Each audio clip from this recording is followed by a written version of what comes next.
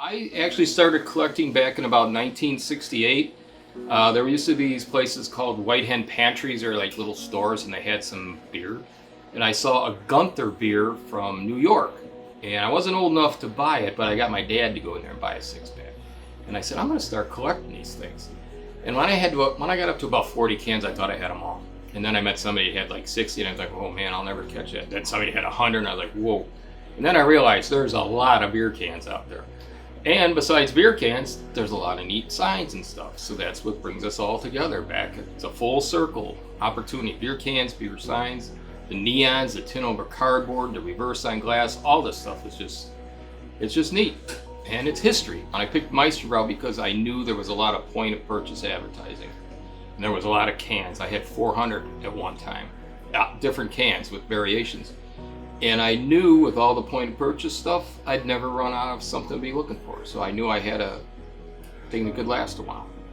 Breweries in bigger cities like Meisterbrow, it was a family type brewery. You had grandfathers and then sons and then grandsons all working for the brewery. It's like it was passed down.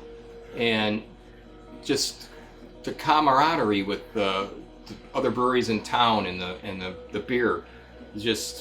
I think it's just interesting, and the history comes out every time you pick up another piece or another sign or something. And it started to fall to the wayside, but now with the influx with craft beer, we're getting another influx with younger people in the craft beer, so maybe it's a good thing. I used to like the cans a lot because they had all these variations, and it was a challenge to go out and try to find the different ones. But I went 4 years or like 3 years without finding one I needed, and I kind of lost interest in that. But then I started to see some of the signs, and I got a bug from that. I think I have 22 different Meisterbrow or Peter Hand neons now. The hobby's meant a lot to me with friendship. I've met so many people over the years.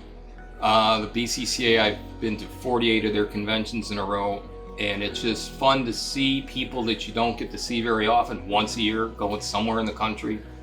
And those friendships, they're very strong.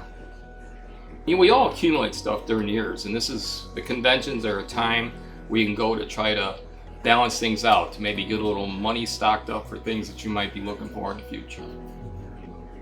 The other tough things are the original trays from like 1890 and stuff like that. There's only a few examples of those known, and I did pick up one of those a couple years ago.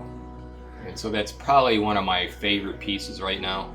And I've had a bunch of people offer me money for it, and I said, no, it's not going anywhere. Reputation is everything, and I built one up, and I try to be as fair as possible about everything. And if somebody's interested in something that I have, I would be more than happy to give it to them, to get them interested, get them going. We do that with kids all the time at shows. Oh man, look at that can. Well, here you go.